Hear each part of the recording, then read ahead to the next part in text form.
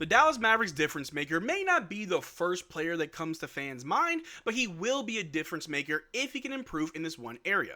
The Dallas Mavericks have done a great job this offseason so far, not having to do too much, but still making an impact and improvements upon the roster. And in our last video where we talked about Derrick Lively and how we can fix the issues of him and AD on the floor together, we spoke on how the Dallas Mavericks did a very poor job at shooting the 3-ball last year. We finished dead last at the end of the season, and we can't have that problem going to next season.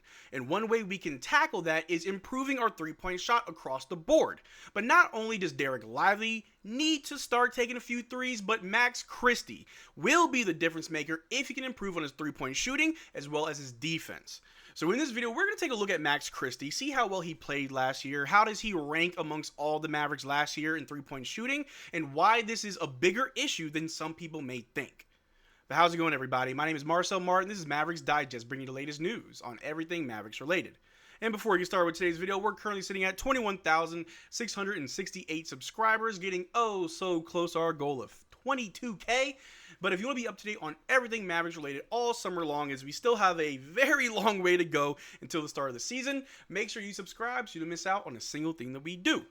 But the Dallas Mavericks, our 3-point shooting is bad. It was dead last season. We had some of the worst attempts, the least amount of attempts in the league with the worst percentages. Now, obviously, we dealt with injuries. Everybody was hurt. Kyrie was hurt, who is one of our best 3-point shooters, and we'll get to that later in this video. But AD was hurt. Najee missed time. PJ, who did improve on the 3-point shooting, he also missed time. Obviously, with how all the injuries went last season and the weird lineups we had to throw out because we were one injury away from having to forfeit games, yes, a lot of those stats and those categories look very, very bad, but that doesn't mean we can't improve. And without Kyrie Irving, we're missing a good chunk of our 3-point efficiency and scoring. He shot 40% from 3 on 7 attempts a game last season. We are going to be without that for the majority, or at least for the beginning part of the season, for the first half at least. And other players will have to step up. Now, of course, we have Cooper Flag, but right now we don't know what his 3-point shooting will look like, as he only made 2 or 3 in Summer League. That's obviously Summer League, but in the regular season, we will have to wait and see what his 3-point shot looks like. And obviously, we have Klay Thompson, who is a good 3-point shooter, arguably probably our best right now, and a few others, but Max Christie will have to improve. In a conversation I had with a dear friend of mine on Twitter, @KidMuse, we spoke about how not having a certain player could be the reason why our 3-point shooting is just abysmal, and that player is Quinton Grimes, where obviously Quinton Grimes was a great player for the Dallas Mavericks, provided good hustle, good energy, a great score and 3-point threat when we need him to be. And we eventually had to trade him. Didn't have to, but we did trade him for Caleb Martin. Not the same production. And if you've been following all the news across the entire NBA this summer, it is in a way a good reason or a good thing that Nico did trade away Quinton Grimes. Now, obviously, I would like to get something of equal value in return, and I have to attach a second-round pick to trade away Quinton Grimes. But when Quinton Grimes went to the Sixers, he was absolutely balling out, shooting the lights out, dropping 40 bombs, 30 bombs, left, right, and center. Something that we desperately could have used with all the injuries that we had. And although we did have another player ready to take his spot in Max Christie, at least right out the gates, it didn't look like we're really getting that much back. If we take a look at this right here, just to compare the two players, obviously Quinton Grimes did a lot better last year than Max Christie. It's not really much of a comparison. And when you look at the points, the rebounds, the assists, the steals, blocks are pretty much the same. Shooting from the floor, Quinton Grimes shot 46, Max Christie 42. Quinton Grimes shot 38% from 3, Max Christie only shot 36. Thankfully, Max Christie is a good free throw shooter, arguably probably our best free throw shooter, as the team is just bad at free throws. But a lot of us can agree that not having Quinton Grimes definitely hurts. That production, that ability to score, especially when we have injuries, because the Sixers had injuries, and out there in Sixer land, Quinton Grimes was really hooping. But in hindsight, it is kind of a good thing that we traded him, as if you've been keeping up, Quinton Grimes is looking to try to get around $25 million a year on his next contract. We are not paying that, nor were we going to pay $25 million a year to keep Quinton Grimes. I love Quinton Grimes. Schoolboy Q, he was great for us. But $25 million a year, that's not happening. I mean, that's more than we're paying Najee Marshall, more than we're paying Klay Thompson.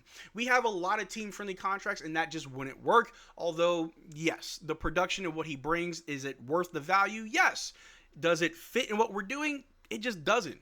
But the three-point shooting is something that we desperately need. If we take a closer look at Max Christie from last season, for the Dallas Mavericks, he averaged 27.3 minutes per game, and in those minutes, he averaged 9.6 points, 3.3 rebounds, 1.9 assists, zero point 0.4 blocks, 0.8 steals, 1.1 turnovers, and 1.1 fouls per game, shooting 42% from the floor and 36% from three.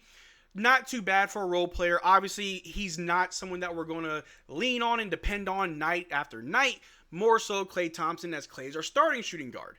But this upcoming season, Max Christie is our backup shooting guard. And let me just say right now, we don't have a lot of shooting guards. We have Klay Thompson, we have Max Christie. Yes, Jaden Hardy is a shooting guard. I don't care if he plays point guard. Jaden Hardy is a shooting guard. But after that, you get into the territory of players that can just be interchangeable. You have Najee Marshall, who obviously can play the two. You have Dante Exum and D'Lo, who obviously can play the two. But our full-time shooting guards goes Klay Thompson and Max Christie. And if you look at Klay Thompson's production compared to Max Christie's production, it is a pretty significant fall-off. And we talked about fall-offs last year when we looked at PJ and then Maxi Kleber. You want to make sure that gap isn't too far from your starter and whoever's coming off the bench. And if we don't want to lose Max Christie, if Max Christie himself doesn't want to lose minutes or lose his role to other players like Najee Marshall, D'Angelo Russell, other players who can do his job better, then we definitely want to see an uptick in those threes.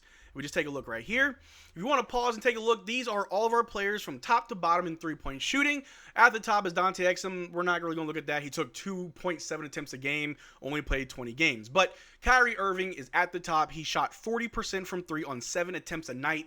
We don't have those attempts anymore. Someone's going to have to shoot the ball more. And if you look a little bit lower at Klay Thompson, who's number 7, he's also attempting 7 threes a night, shooting 39%, which is very good, obviously, but we need more from other players. Jaden Hardy did have a run last season where he was the league's best three-point shooter for about 3 weeks, and then he went back to beating Jaden Hardy. PJ Washington, he did improve his three-point shooting. Max Christie, who's right below PJ, he shot 36% from three on 4.7 attempts. And I might be a little bit overzealous when I say this, but I want to see Max Christie take the same amount of threes as Klay Thompson. He took 4 a game last season. I want to see 7 a game this upcoming season. We know that Max Christie is not just some young player who has potential, but he's never going to reach it. We saw Max Christie's potential when he joined the Dallas Mavericks. If we take a look right here, just in case anybody forgot, career games with 15-plus points. Well, in the 154 games played with the Lakers, Max Christie only had 7 15-plus point games. But in the first 6 games with the Dallas Mavericks, he had 6 15-plus point games. Now, some of those games, we were a little bit more healthy. We had Kyrie Irving, we had Derrick Lively, Daniel Gafford, so he was able to be less of a threat or have less attention on him from the opposing teams. And then we also saw after those games, he came back down to reality as we had more injuries, more players were out. So obviously Max Christie was getting targeted more, getting more attention from defense. There was no one out there with gravity like Kyrie or Anthony Davis. So there are many reasons why his production definitely fell off, but it did fall off. And we need to see that improve next season. Coming off the bench for Klay should be seamless. Once Klay goes to the bench, light up the floor, shoot the threes, attack the basket, which we saw he can do very well. But on the other end, he's a great defender. And one thing I want to see, another step for Max Christie, is just good on-ball defense. One of the things that seems to be our number one issue is point of attack defense. Of course, we have Najee Marshall. We have D'Angelo Russell, who's not that bad of a point of attack defender. Max Christie can also be that point of attack defender if we allow him to be. 27.3 minutes last year. I don't know if he's going to get those same amount of minutes. We have Cooper Flagg. We have D'Angelo Russell. We have other guys coming in. I don't want to sit here and say that Max Christie's role is being threatened and that he's going to be pushed to the end of the bench.